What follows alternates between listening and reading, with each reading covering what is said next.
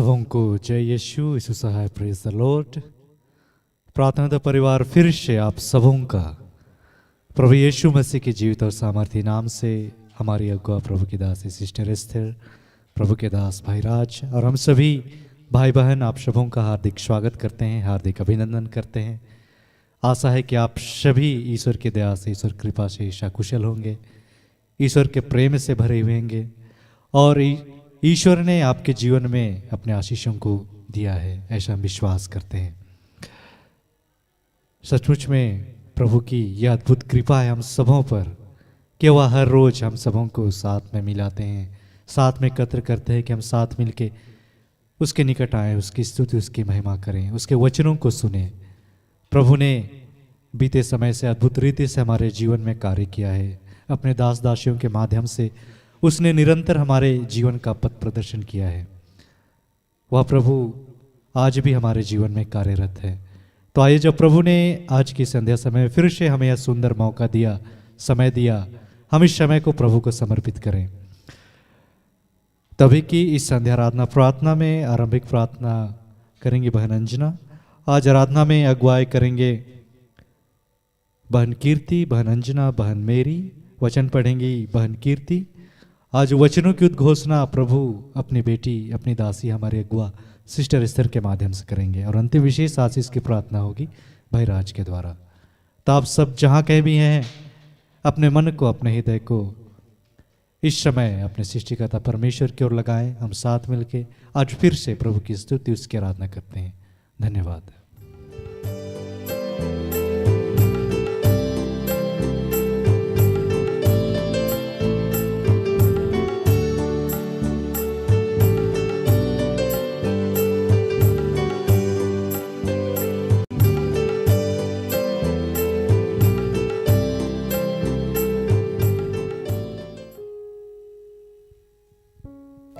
सबों को जय यीशु यीशु सहाय प्रेज द लॉर्ड।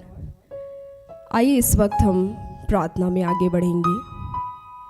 अपनी आँखों को बंद करें, हाथों को खुला रखेंगे। स्वर्गीय महान पिता, तेरी अद्भुत कृपा है प्रभु कि आज हम जीवित पाए जाते हैं। तेरी अनुग्रह है प्रभु कि हम तेरा नाम लेते हैं और सुखपूर्वक आनंद के साथ जीवन व्यतीत करते हैं।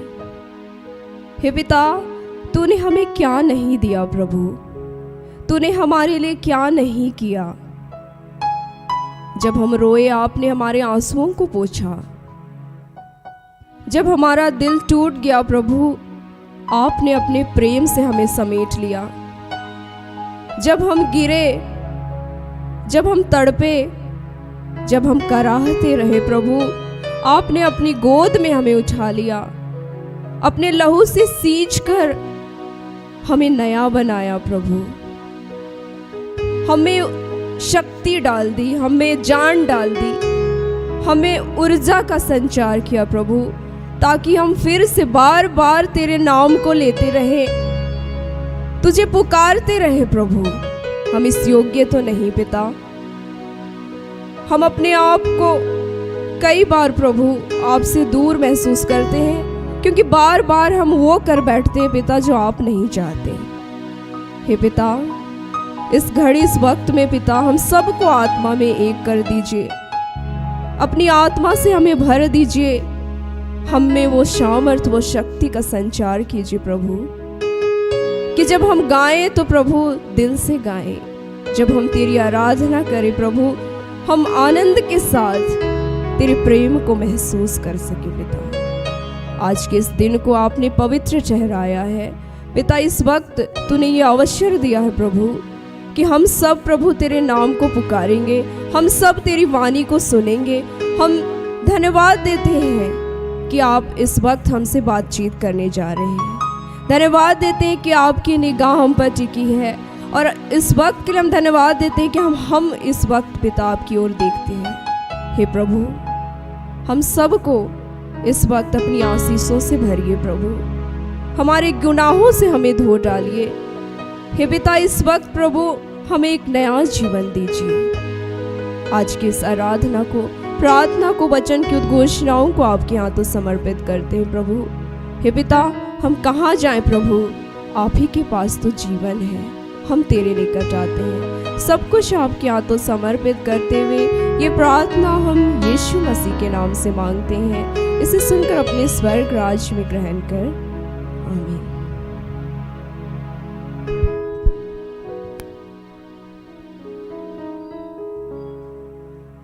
इस वक्त हम गीत गाएंगे। प्रभु यीशु, मैं जाऊं कहाँ, तेरे सिवा मेरा कौन है यहाँ। सचमुच में हम जब जब संसार की चीज़ों में मन लगाया है, जब जब हम प्रभु की जगह जो हमसे बेहद प्रेम करते हैं उसकी जगह किसी अन्य चीज़ को दिया है, लोगों को दिया है, तब तब हम दुखित हुए हैं, तब तब हम रोए हैं। हमारा पिता, हमारा प्रभु, हमारा ईश्वर है, हमारा पिता है, हमारा सब कुछ है। उस ईश्वर के समक्ष इस गीत को गाते हुए हम उसकी स्तुति, उसकी महिमा करेंगे। सभी अपनी आंखों को बंद ही रखेंगे।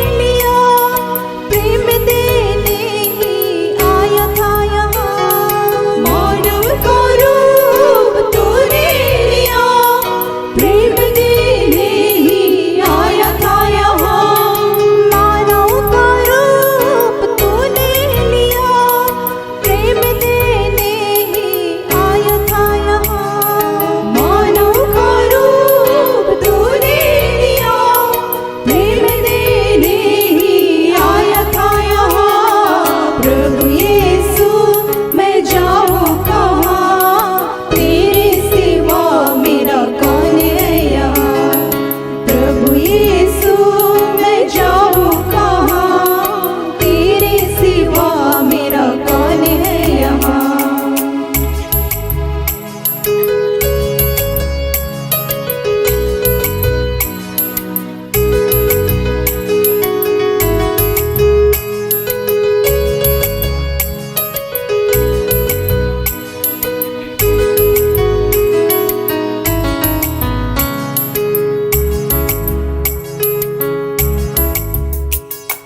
तू महान है, सर्वशक्तिमान है, गाती है जमीन गाता आसमान। तू महान है, सर्वशक्तिमान है, गाती है जमीन गाता आसमान।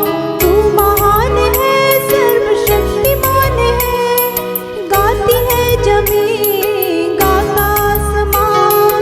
तू महान है, सर्वशक्तिमान है, गाती है जमीन गाता आसमान। प्रभु यीशु मैं जाऊं कहाँ, तेरे सिवा मेरा कौन है यहाँ।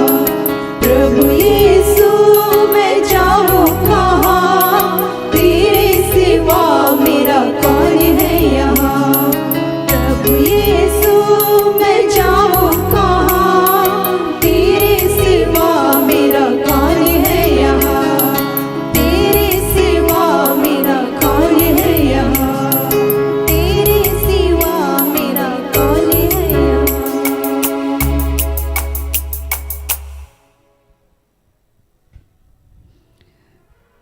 आइए हम एक और प्रभु की स्तुति करते हुए एक और गीत को गाएंगे। हम सब अपनी जगह पर खड़े हो सकते हैं।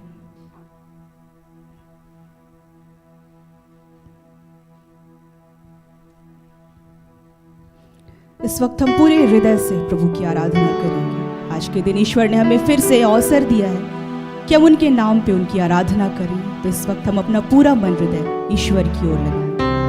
हम अपने मुखों को खोलें। हम गीतों को जानते हैं चाहे नहीं जानते हैं, लेकिन हम सीखने का प्रयास करेंगे और अपने मुख को प्रभु की महिमा के लिए इस्तेमाल करेंगे। आइए हम आराधना में आगे बढ़ेंगे।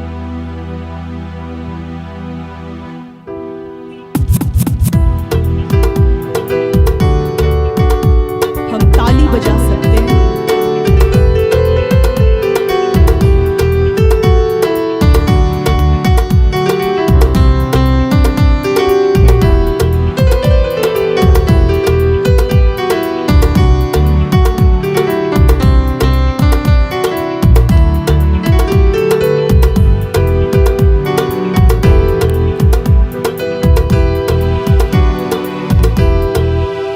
मेरा यीशु मसीह है खुदा, वो सुनता है सबकी दुआ। मेरा यीशु मसीह है खुदा, वो सुनता है सबकी दुआ। मेरा यीशु मसीह है खुदा, वो सुनता है सबकी दुआ। मेरा यीशु मसीह है खुदा, वो सुनता है सबकी दुआ। वो प्यार करता बड़ा तेरे पास वो खड़ा, तेरे पास वो खड़ा। वो प्यार करता बड़ा तेरे पास वो खड़ा, साथ देता वो हर पल सदा। मेरा यीशु मसीह है खुदा, वो सुनता है सबकी दुआ। मेरा यीशु मसीह है खुदा, वो सुनता है सबकी दुआ।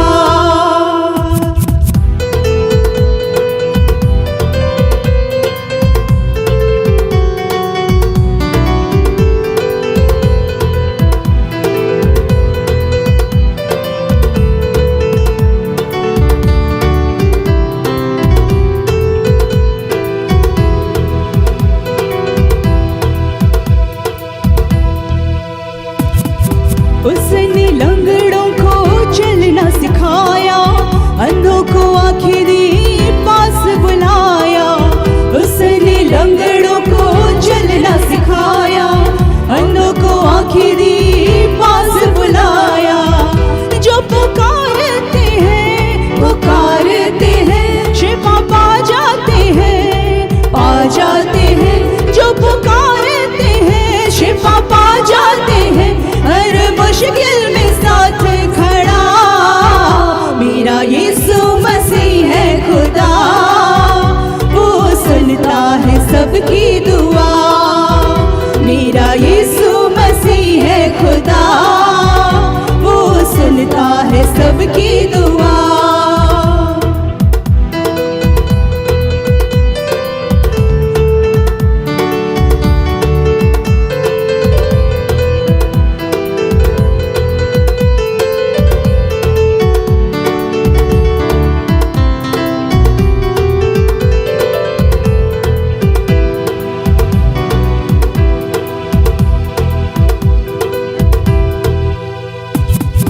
हालेलुया हालेलुया कहते चले हम, यीशु के पीछे पीछे बढ़ते चले हम। हालेलुया हालेलुया कहते चले हम, यीशु के पीछे पीछे बढ़ते चले हम।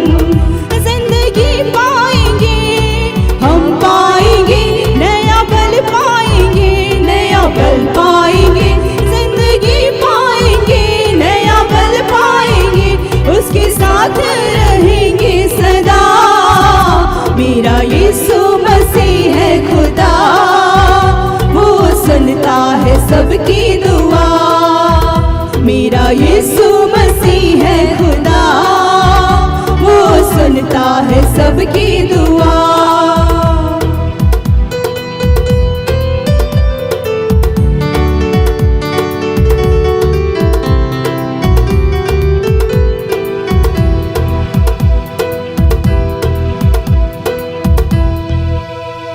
जो यीशु के पीछे चलता वो किसी से नहीं घबराता, जो यीशु के पीछे चलता वो किसी से नहीं घबराता। संतान है उसकी वो ही जो महिमा उसकी गाता, संतान है उसकी वो ही जो महिमा उसकी गाता। आगे चलता है वो, चलता है वो, पीछे चलते रहो, चलते रहो। आगे चलता है वो, पीछे चलते रहो। हर पल सबके साथ खड़ा मेरा यीशु मसीह है खुदा, वो सुनता है सबकी दुआ। मेरा यीशु मसीह है खुदा, वो सुनता है सबकी दुआ। मेरा यीशु मसीह है खुदा, वो सुनता है सबकी दुआ, वो सुनता है सबकी दुआ, वो सुनता है सबकी दुआ।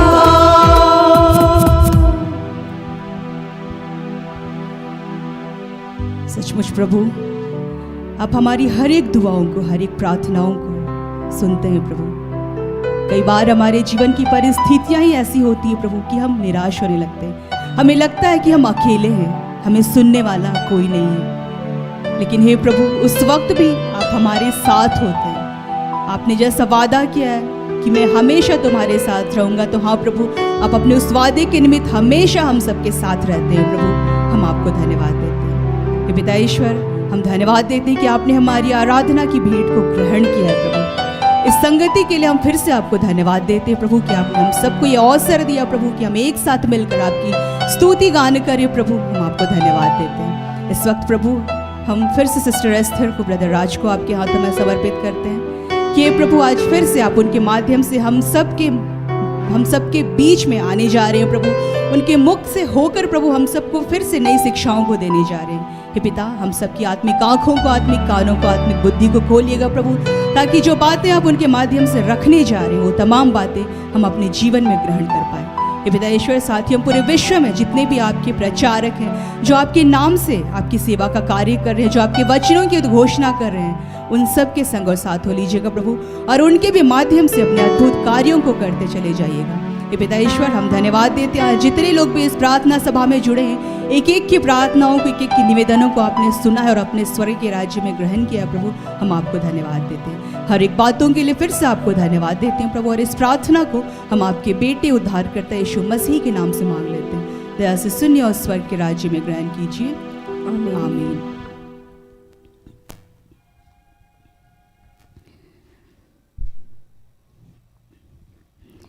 यहाँ के लिए आज का जो ठहराया गया वचन है वह हमें मिलता है पहला पत्रस अध्याय 4 पद संख्या 7 से लेकर 16 तक, जिसमें ऐसा लिखता है, सृष्टि का अंत निकट आ गया है। आप लोग संतुलन तथा संयम रखें जिससे आप प्रार्थना कर सकें। मुख्य बात यह है कि आप आपस में गहरा भ्रातृ प्रेम बनाए रखें, क्योंकि प्रेम बहुत से पाप ढक देता है। आप खुशी से एक दूसरे का आतिथ्य सत्कार करें, जिसे जो वरदान मिला है वह ईश्वर के बहुविध अनुग्रह के सुयोग्य भंडारी की तरह दूसरों की सेवा में उसका उपयोग करें। जो प्रवचन देता है उसमें उसे स्मरण रहे कि वह ईश्वर के शब्द बोल रहा है। जो धर्म सेवा करता है वह जान ले कि ईश्वर ही उसे बल प्रदान करता है। इस प्रकार सब बातों में ईसा मसीह द्वारा ईश्वर की महिमा प्रकट हो जाएगी। उसी को युग युगों तक महिमा तथा अधिकार। आमीन। प्यारे भाइयों, आप लोगों की परीक्षा अग्नि से ली जा रही है। आप इस पर आश्चर्य नहीं करें, मानो यह कोई असाधारण घटना हो। यदि आप लोगों पर अत्याचार किया जाए तो मसीह के दुख भोग के सहभागी बन जाने के नाते प्रसन्न हो। जिस दिन मसीह की महिमा प्रकट होगी आप लोग अत्यधिक आनंदित हो उठेंगे। इसलिए मसीह के नाम के कारण आप लोगों का अपमान किया जाए तो अपने को धन्य समझें, क्योंकि यह इसका प्रमाण है कि ईश्वर का महिमामय आत्मा आप पर छाया रहता है। सावधान रहें कि हत्यारा, चोर या कुकर्मी होने अथवा दूसरों के कामों में हस्तक्षेप करने के नाते आप लोगों में कोई व्यक्ति दुख न भोगे, परंतु यदि किसी को मसीही होने के नाते दुख भोगना पड़े तो उसे लज्जित नहीं होना चाहिए, बल्कि वह ईश्वर की महिमा के लिए इस नाम को स्वीकार करे। यहाँ तक यह प्रभु की वाणी है। ईश्वर को धन्यवाद।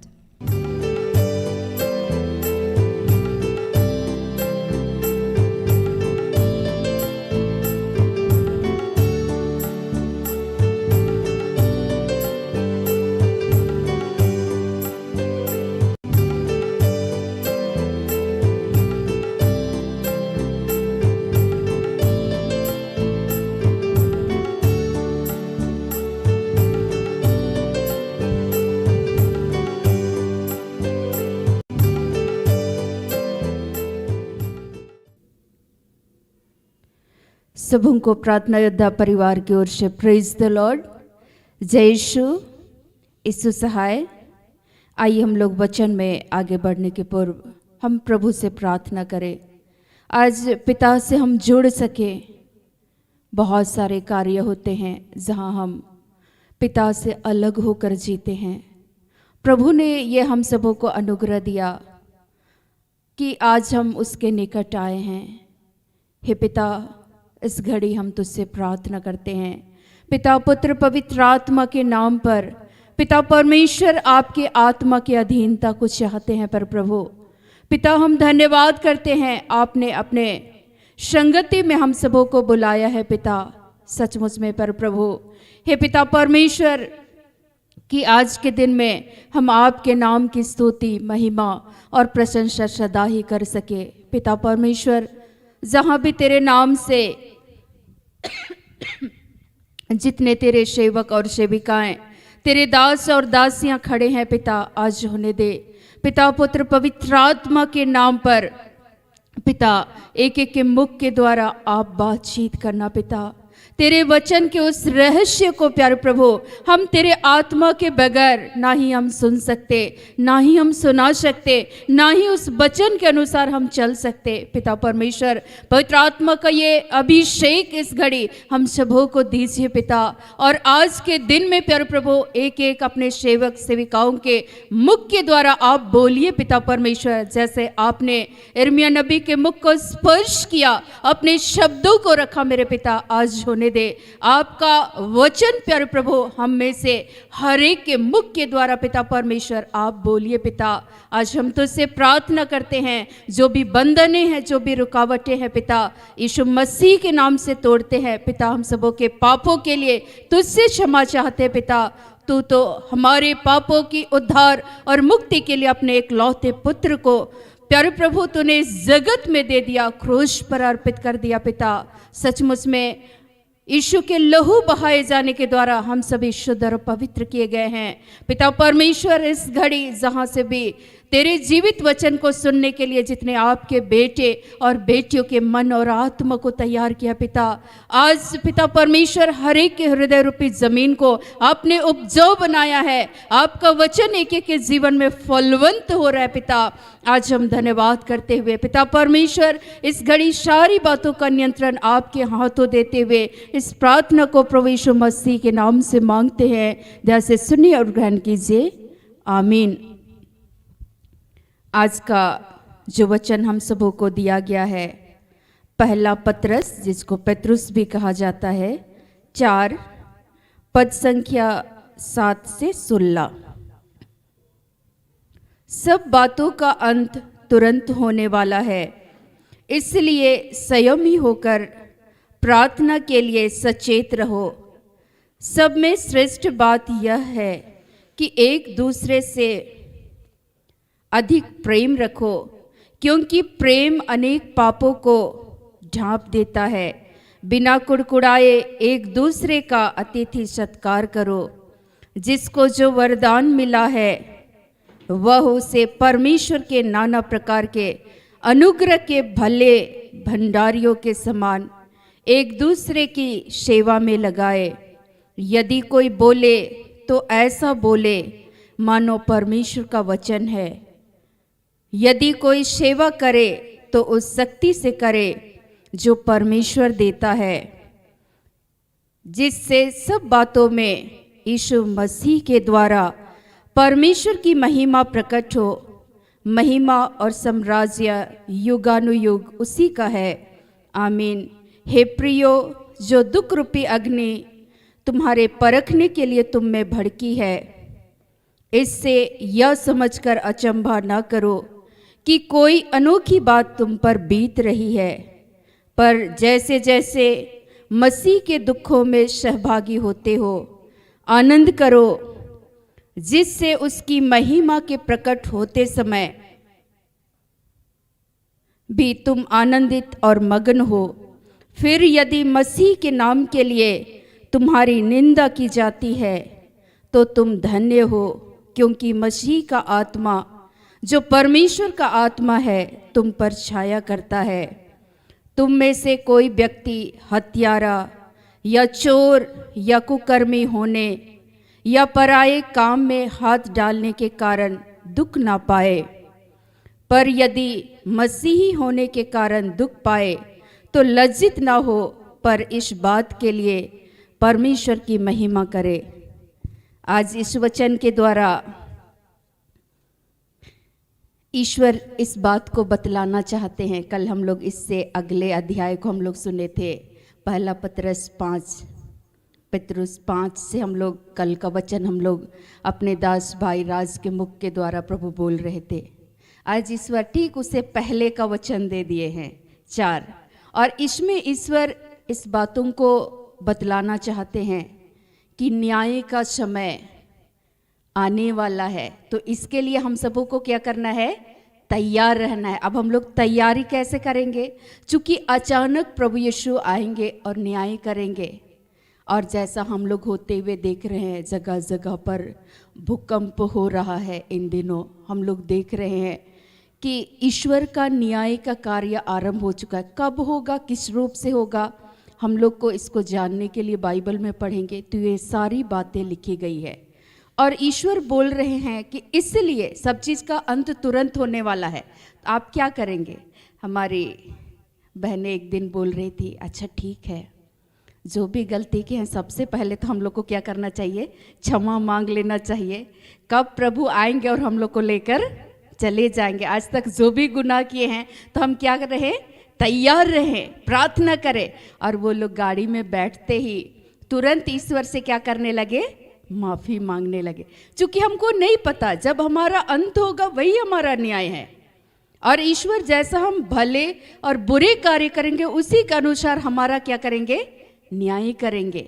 और ईश्वर बोल रहे हैं इसलिए सब बातों का अंत तुरंत होने वाला है, इसलिए प्रभु बोल रहे हैं संयमी होकर प्रार्थना के लिए सचेत रहो। हर समय आपको क्या करना है? संयम बरतना है हर बात में। अब हम लोग देखेंगे कि कहाँ कहाँ हम लोग असंयमी हो जाते हैं, हम लोग भूल जाते हैं। कभी कभी हम किसी से लड़ने लगते हैं, और लड़ने के बजाय, लड़ाई झगड़ा करने के बजाय अगर आप प्रार्थना करेंगे तो उस बातों को किस रूप से आपके घर में, परिवार में, समाज में, आपके कार्यस्थल पर जब चुनौतियां आती है तो किस तरीके से आपको कार्य करना है, इसके लिए ईश्वर क्या करते हैं? मार्गदर्शन करते हैं। लेकिन हम सांसारिक मनुष्य हैं और हम हर एक बातों को कैसे देखते हैं? सांसारिक दृष्टिकोण से, और हम उस बात के लिए प्रार्थना नहीं करते। हम इसको क्लियर करेंगे, बतलाएंगे। लेकिन आज हम लोग प्रार्थना करने के बजाय क्या हो जाते हैं? पूर्ण रूप से सांसारिक हो जाते हैं। मैं ये नहीं बोल रही हूँ, आप इस संसार में एक सांसारिक मनुष्य को बना करके ईश्वर ने हम लोगों को बनाया है, संसार में रख दिया है। यीशु भी मनुष्य रूप को धारण किए और यहाँ इस संसार में ईश्वर की इच्छा के अनुसार क्या कर रहे थे? जीवन को जी रहे थे, प्रार्थना कर रहे थे समय समय पर। और लोगों के बीच में कार्य करने के पहले वो एकांत स्थान में क्या करते थे? चले जाते थे, ताकि हर एक बातों के लिए प्रार्थना करते हुए वो अपने कार्य को करे।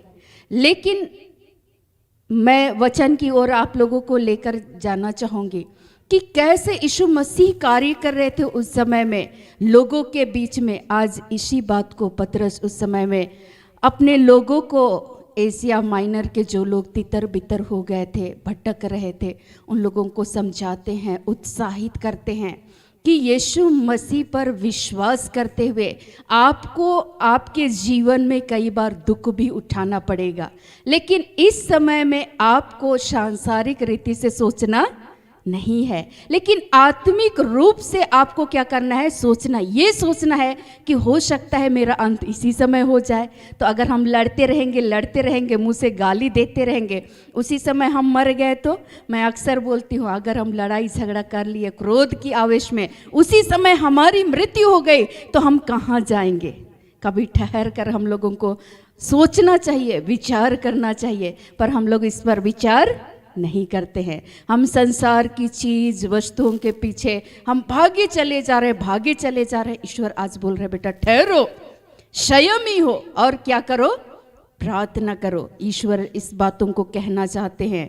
सब में श्रेष्ठ बात यह है कि एक दूसरे से अधिक प्रेम रखो, क्योंकि प्रेम अनेक पापों को ढांप देता है। और जब हम प्रार्थना नहीं करते हैं, प्रभु हमें अपने प्रार्थना को हम लोगों को बढ़ा देना चाहिए, तब विपरीत परिस्थिति में आप स्थिर रह पाएंगे। विपरीत परिस्थिति में जब आपके जीवन में संकट आएगा, दुख तकलीफ आएगा, तभी जाके आप स्थिर रह पाएंगे, अन्यथा आप स्थिर नहीं रह पाएंगे। लेकिन अब हम लोग देखते हैं कि एक सांसारिक मनुष्य जो संसार के अनुसार वो जीता है, जो ईश्वर की संगति नहीं करता है, थोड़ा सा दुख और तकलीफ आने लगता है, एक तो ऊपर से क्या हो जाते हैं? चिड़चिड़े हो जाते हैं। जो भी सामने मिला उस व्यक्ति को हम कैसे जवाब दे रहे हैं? छेड़ के जवाब दे रहे हैं, क्रोध के आवेश में आकर के हम उस व्यक्ति से बातचीत कर रहे हैं। ईश्वर आगे हर एक बातों को समझाते हैं। अगर बिना कुड़कुड़ाए एक दूसरे का अतिथि सत्कार करो। अगर आप किसी भी इंसान की सेवा कर रहे हैं, अतिथि सत्कार कर रहे हैं, आपके घर आने वालों की या आपके कार्यस्थल पर आने वालों का आप वेलकम कर रहे हैं, तो आपको बिन कुड़कुड़ाए करना चाहिए। और ईश्वर बोल रहे हैं प्रेम से करना चाहिए। अब वो प्रेम हमें कहाँ मिलेगा? मैं बोलती हूँ कि बहुत सारे लोग रिक्वेस्ट लिखते हैं कि हमारे घर में प्रेम नहीं है, भाई बहन में प्रेम नहीं है, हम जिस स्थान पर कार्य करते हैं वहाँ पर हम असंयमी हो जाते हैं, हम एक दूसरे से प्रेम नहीं कर पाते और वहीं हम कुड़कुड़ाते हैं, वहीं हम लड़ लेते हैं और एक दूसरे के विपक्ष में खड़े हो जाते हैं। क्यों? चूँकि हम उस समय में प्रार्थना नहीं करते, हम भूल जाते हैं कि उसी समय में अगर प्रभु आ जाएंगे और न्याय करेंगे, आपको ले जाएंगे, आपका क्या होगा। और हमेशा आपको इस बात को याद रखना है, आपके जुबान पर आपका नियंत्रण होना है। ईश्वर चाहते हैं कि अगर आप अपने इस जीवन में आशीष को चाहते हैं, सुख समृद्धि को चाहते हैं, तो ईश्वर बार बार अपने वचनों में बोलते हैं अपने मुंह को बुरा बोलने से रोक रख। आशीष चाहते हैं तो यही सबसे बड़ा बुराई का कारण है। आशीष का कारण भी है और बुरा का कारण भी है। अब हम इस जुबान को हम किस रूप से इस्तेमाल करते हैं इस संसार में। ईश्वर ने मुख दिया है बोलने के लिए, शब्द देते हैं ईश्वर, लेकिन हम कैसे बोलते? क्या हम एक दूसरे से प्रेम कर पाते हैं? क्या हम एक दूसरे का अतिथि सत्कार करने का वक्त आता है तो क्या हम कर पाते हैं अथवा नहीं कर पाते? मैं लेकर जाऊंगी आप लोगों को वचन में, यीशु मसीह कैसा कर रहे थे। और दूसरी बात, अगर हम प्रार्थना करेंगे तो कोई भी सांसारिक चीजें हमारे ऊपर में हावी नहीं होगी। उस परिस्थितियों को हम विश्वास के अनुरूप देखेंगे। यीशु मसीह के पास हम लोग जब वचन को पढ़ेंगे, 8 में लिखता है, मत्ती में 8 या 9 में लिखा हुआ है, बहुत सुंदर लिखा हुआ है 9 में, जब यीशु मसीह मत्ती को बुलाते हैं, जो महसूल लेने वाला था, टैक्स कलेक्टर था, और उस मत्ती को चुंगी लेने वाले व्यक्ति थे, उसको जब यीशु मसीह बुलाते हैं और उसको बोलते हैं मेरे पीछे हो ले, 9 में ही लिखा हुआ है, मेरे पीछे हो ले, वह उठकर उसके पीछे हो लिया। जब वह घर में भोजन करने लगा और बैठा तो बहुत से महसूल लेने वाले और पापी आकर यीशु और उसके चेलों के साथ खाने लगे। यीशु मसीह के साथ बहुत सारे लोग खाने पीने लगे। और उस समय में यह देखकर फरीसियों ने उसके चेलों से कहा, तुम्हारा गुरु महसूल लेने वाले और पापियों के साथ खाता पीता है। लोग उस समय में, फरीसी लोग क्या बोल रहे थे, तुम्हारा जो ये गुरु है ना, वो महसूल लेने वाले, पापियों के साथ उठता बैठता है। वो लोग उस समय में बोल रहे थे, लेकिन यीशु मसीह आज का जो वचन है, ऐसा बोले उनको कि उनका मुंह बंद हो गया। वो क्या बोलते हैं यहाँ पर, यह सुनकर यीशु ने कहा, वैद भले चंगों के लिए नहीं परंतु बीमारों के लिए आया है। यीशु मसीह कैसा बोलते हैं। आज का जो वचन है हम सबों को दिया गया है, ये वचन बहुत सुंदर है। वचन क्या लिखता है,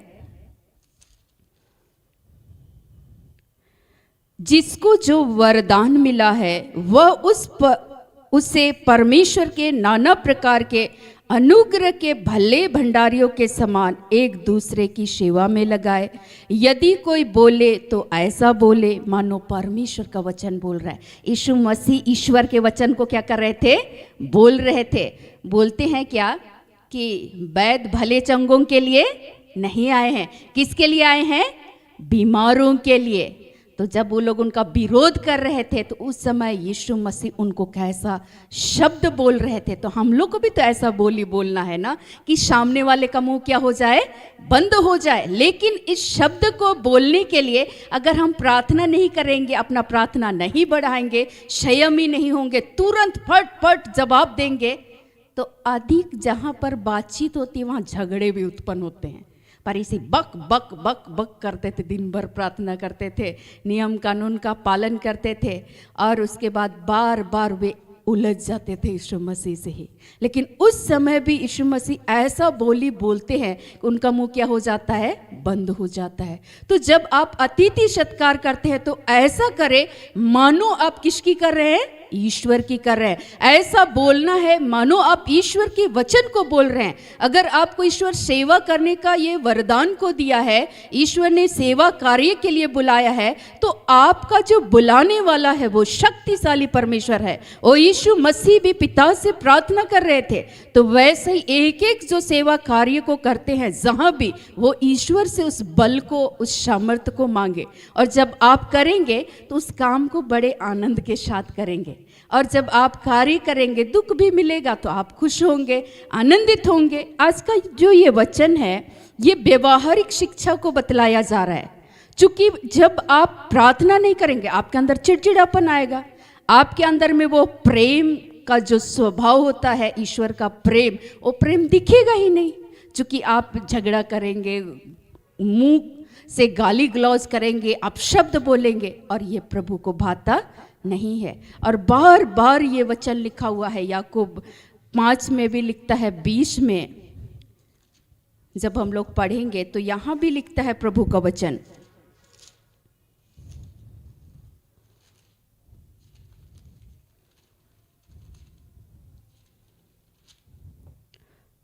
तो यह जान ले कि जो कोई किसी भटके हुए पापी को फेर लाए, वह एक प्राण को मृत्यु से बचाएगा और अनेक पापों पर पर्दा डालेगा। कब आप पर्दा डालेंगे? जब आपके अंदर प्रेम होगा। प्रेम होगा तो आप जहाँ पर कार्य करेंगे, तो अगर कोई इंसान भटक रहे, आप उसके लिए प्रार्थना करेंगे, उसको वापस ले करके आएंगे। नहीं नहीं नहीं, ऐसा नहीं बोलना है, नहीं नहीं ऐसा जीवन नहीं जीना है, ऐसा अतिथि सत्कार आपको नहीं करना है। क्योंकि आपको इस बात का याद रहेगा कि ईश्वर का न्याय का समय आने वाला है। इसलिए हमको संयमी होकर के क्या करना है? जागते हुए प्रार्थना करना है। क्योंकि बिना प्रार्थना का आपको प्रेम नहीं मिलेगा, बिना प्रार्थना का आप अतिथि सत्कार भी आप नहीं कर सकते। फिर आप कुड़कुड़ा करके करेंगे। आज हमारे कार्यों में परेशानी आती है और वहाँ हम चिढ़ने लगते हैं, कुड़कुड़ाने लगते हैं। वजह है हमारे जीवन में प्रेम का अभाव होता है। और ये प्रेम किसी दवा दुकान में नहीं मिलेगा। ये प्रेम का श्रोता कौन है? ईश्वर। बार बार कहा गया है कि ईश्वर प्रेम है, प्रेम ही ईश्वर है। पूरा पवित्र शास्त्र को जब आप पढ़ लेंगे तो ईश्वर प्रेम और पड़ोसी प्रेम सिखाता है। इसलिए तो बोल रहे हैं, जब आप अतिथि सत्कार कर रहे, सेवा कार्य कर रहे, तो कैसे करना है? प्रेम से करना है। और प्रेम करेंगे तो उनके पापों पर आप क्या करेंगे? पर्दा डालेंगे, ढक देंगे।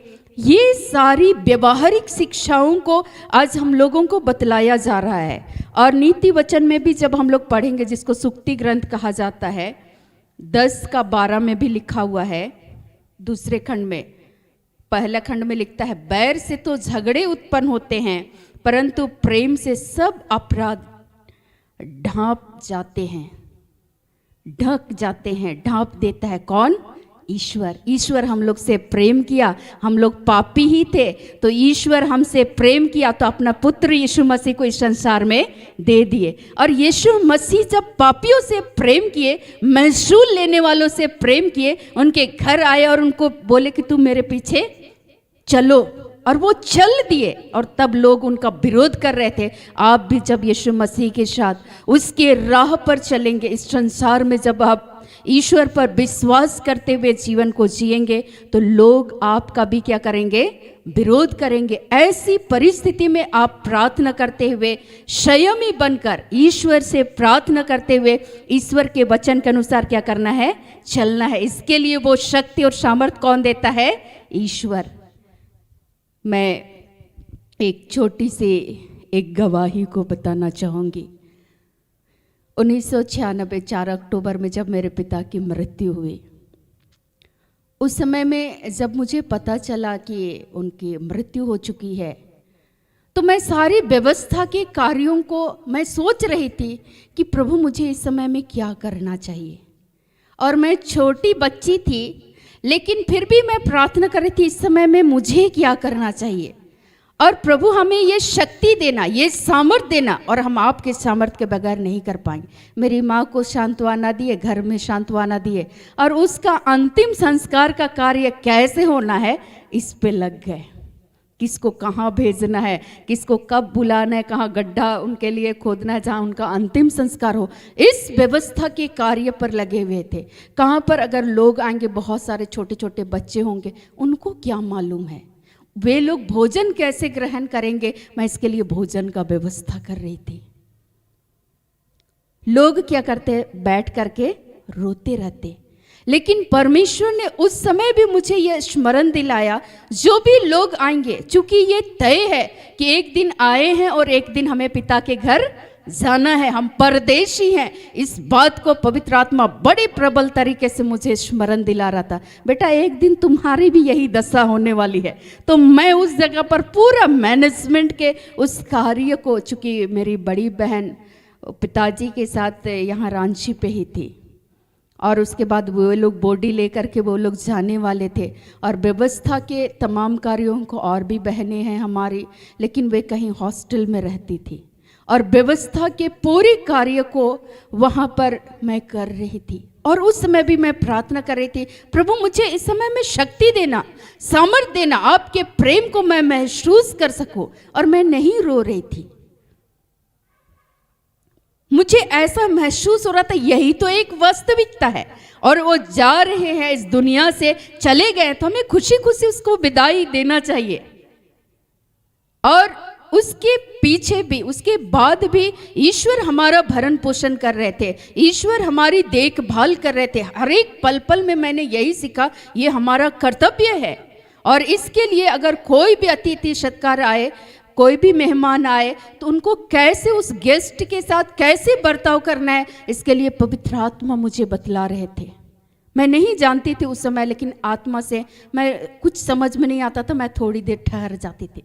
मुझे क्या करना चाहिए, माता पिता अपने बच्चे को सिखाते, तू सिखा मुझे, तू बतला। और पवित्र आत्मा हमारा क्या करता है, मार्गदर्शन करता है एक एक पल में। और उस समय में गाली भी दिया जा रहा था, कई बार कई तरह की बातें हो रही थी, लेकिन मुझे ऐसा लगता था ये सब चीज तो यीशु को लोग नहीं छोड़े।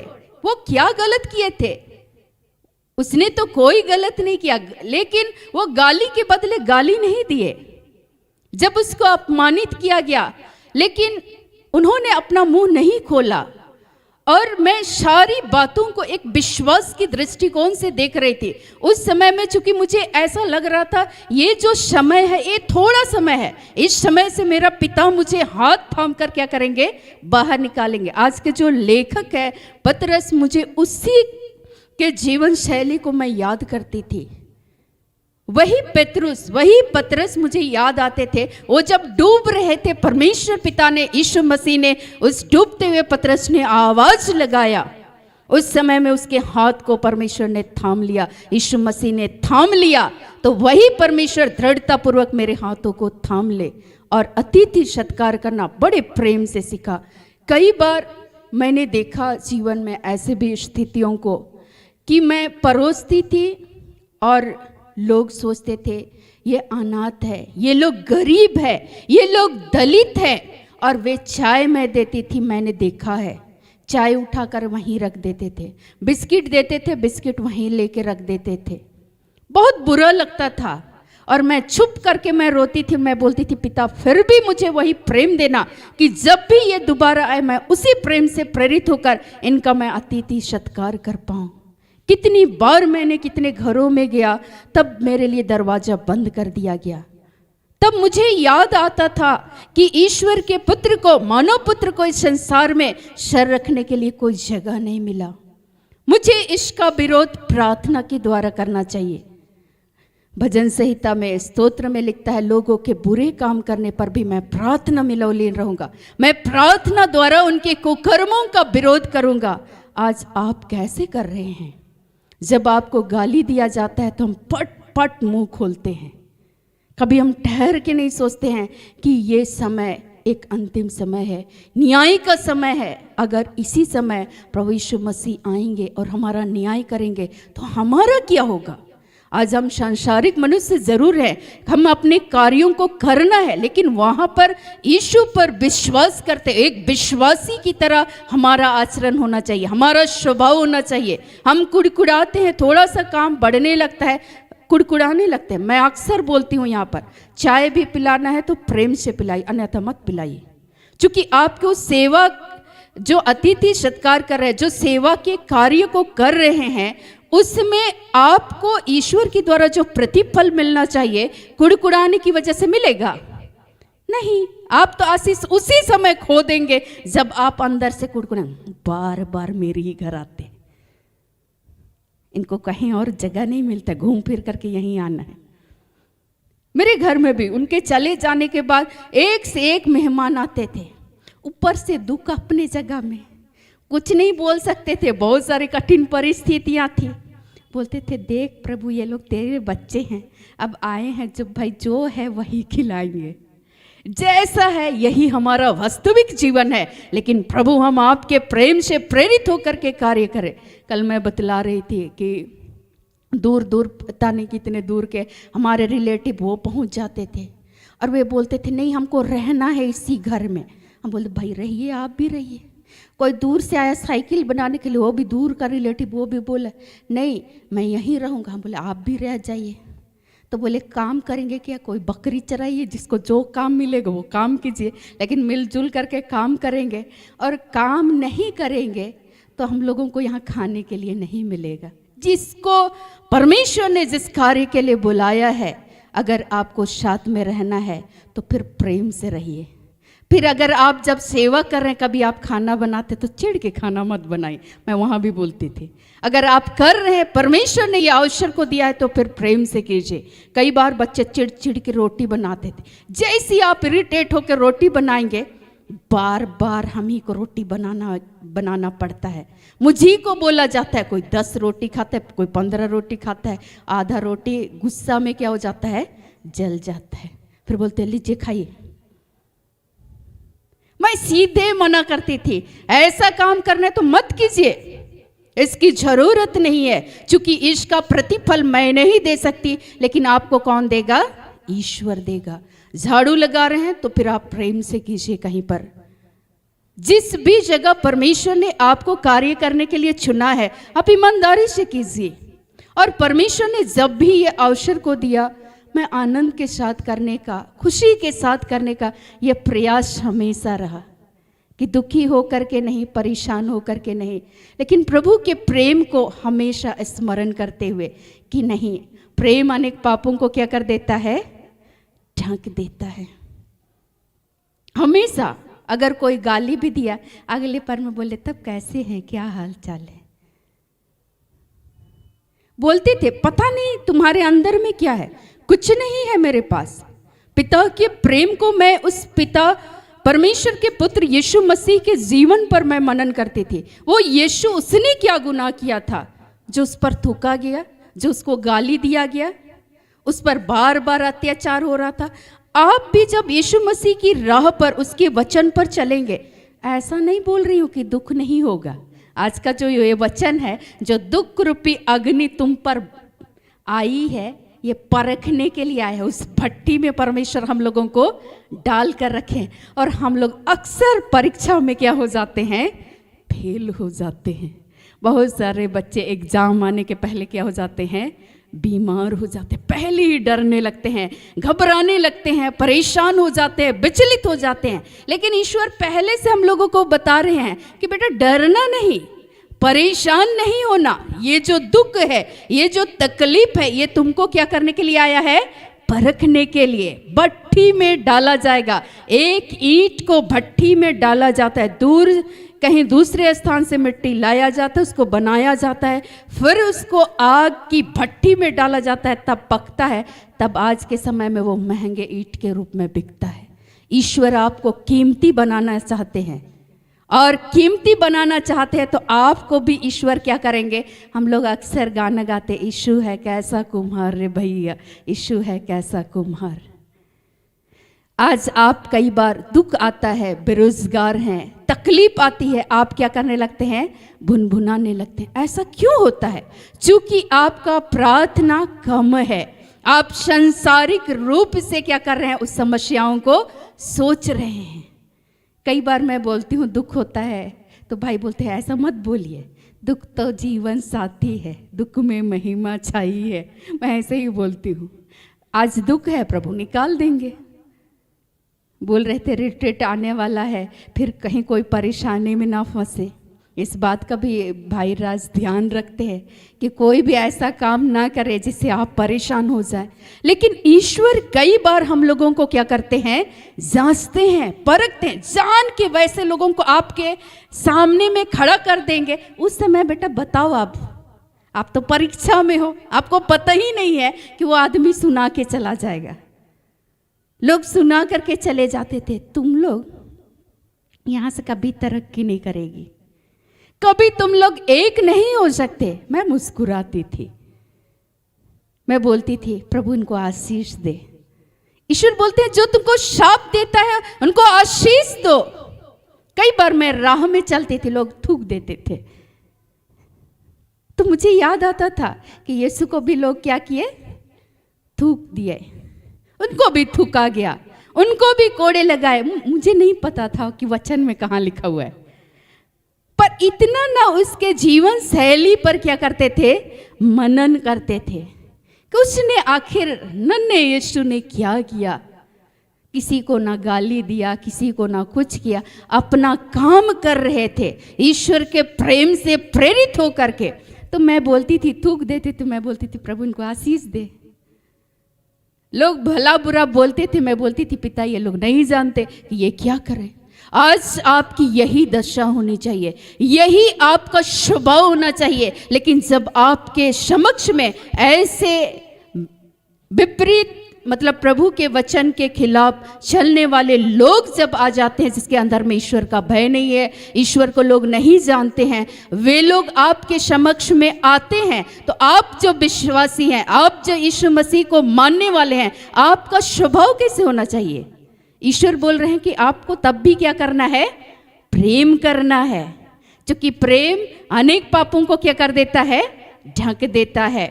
ईश्वर बोल रहे हैं अतिथि सत्कार करना है तो फिर प्रेम से करना है, बिना कुड़कुड़ाए करना है। ईश्वर बोल रहे हैं अगर आपको किसी से बोलना भी है तो जो ईश्वर ने आपको दान वरदान दे करके रखे हैं, सबसे बड़ा वरदान है कि ईश्वर ने आज उन हजारों में से हमें बुलाया है, परमेश्वर ने चुना है अपने नाम की महिमा के लिए। मैं बोलती थी इस जीवन को मैं ऐसे ही नष्ट होने नहीं दूँ, इससे अच्छा तो आपको आत्महत्या कर ले। मैं बोलती आत्महत्या डरपोक इंसान करता है। मैं बोलती थी मैं डरने वाली नहीं हूँ, मेरा पिता की यही इच्छा है कि उसने हमें इस दशा में रखा है, तो पिता की मर्जी पूरी हो। मैं जानती हूँ कि पिता एक दिन मुझे अपने दाहिने हाथ को थाम कर मुझे यूं ही क्या करेंगे, बाहर निकालेंगे। लेकिन इस समय में हमें क्या करना है, प्रार्थना करना है। और ईश्वर बोल रहे हैं इसलिए आप सभी अपने प्रार्थनाओं को क्या करें, बढ़ा दे, संयमी हो। और ईश्वर बोल रहे हैं कि जिसको जो वरदान मिला है वह उसे परमेश्वर के नाना प्रकार के अनुग्रह के भले भंडारियों के समान एक दूसरे की सेवा में लगाएं। जब भी ईश्वर अगर आपको मौका दे तो आपको ऐसा सेवा करना है, चूंकि उसके लिए ईश्वर ने आपको दान दिया है। हमारे ये भाई चले गए थे मुंबई, जाने के पहले भी मिलने के लिए आए कि दीदी जा रहा हूँ, मैं अच्छा से वहाँ पर रहूँ, अच्छा से अपने कार्य को करूँ। प्रार्थना किए और जाते जाते हम सबों ने ये कहा कि भाई जाइए, लेकिन प्रभु तो ऐसा हमें संदेश दे रहे हैं कि आप हमारे साथ काम करेंगे, लेकिन इस समय आप जाना चाहते हैं तो आप जाइए, ईश्वर आपकी सहायता करे। भाई चले गए, बीच में कोरोना आया, लॉकडाउन हो गया और भाई वापस चले आए। और उसके बाद प्रार्थना योद्धा में फिर से प्रभु उनको प्रेरित किए होंगे, फिर से वापस आए। अब क्या, अब आइए प्रभु की सेवा में लग जाइए। आज ये वचन भी सुनते हैं तो आनंद के साथ सुनते हैं। आप देखिए कि अभी जितने भी वस्त्र वितरण का जो कार्य हम सभी कर रहे थे, उस रात्रि के पहर में अच्छे से फेटा उटा लगा के पूरा वीडियोग्राफी कर रहे थे। मैं देख रही थी इस भाई को इस कड़कड़ाते हुए इस ठंड में भी ये भाई मुस्कुराते हुए कार्य कर। मैं प्रभु को बोली कि प्रभु धन्यवाद कि ऐसे ही लोग आपको प्रसन्न होते हैं, ऐसे ही लोगों से आप खुश हो जाते हैं। प्रभु मैं धन्यवाद करती हूँ इस भाई को प्रार्थना योद्धा परिवार में देने के लिए। जो भी जहां भी कार्य कर रहे हैं वे बड़े उत्साहित होकर के कार्य कर रहे हैं। और पतरस यहाँ पर एशिया माइनर के उस लोगों को उत्साहित करता है कि यीशु मसीह को आप याद करते हुए जब आप नाना प्रकार के दुखों में हो, क्लेशों में हो, तब भी आपको स्मरण करना है। जब आप सेवा कार्य को करते हैं तब भी आपको बिना कुड़कुड़ाए करना है। बड़े आनंद के साथ एंजॉय करते हुए सारी रात हम लोग काम करते थे, आनंद आता था। मैं बोलती थी प्रभु हम तो खुद ही पागल है और ऐसे ही लोगों को दिए हैं। सभी आनंद के साथ हम लोग कार्य कर रहे थे मिलके, अच्छा लग रहा था। प्रभु के लिए भी लोग ऐसे ही कार्य को कर रहे थे। अब बताइए जो चुंगी लेने वाला, महसूल लेने वाला मछुआरे को बोले सीधे तुम चले आना मेरे पीछे हो ले, और वो चल दिए, पूछे भी नहीं कि क्यों बुला रहे हैं। वो उसको जिस कार्य के लिए परमेश्वर ने बुलाया वो चल दिए। फिर इसको जहां जहां जिस कार्य के लिए परमेश्वर ने भेजा वे अपना अपना कार्य को बिन कुड़कुड़ाए कर रहे थे। और ईश्वर आज इस बातों को बतलाना चाहते हैं कि जब भी आप बोले तो ऐसा बोले मानो परमेश्वर का क्या बोल रहे हैं, वचन को बोल रहे हैं। लोग बोलते थे आपको लड़ने आता है।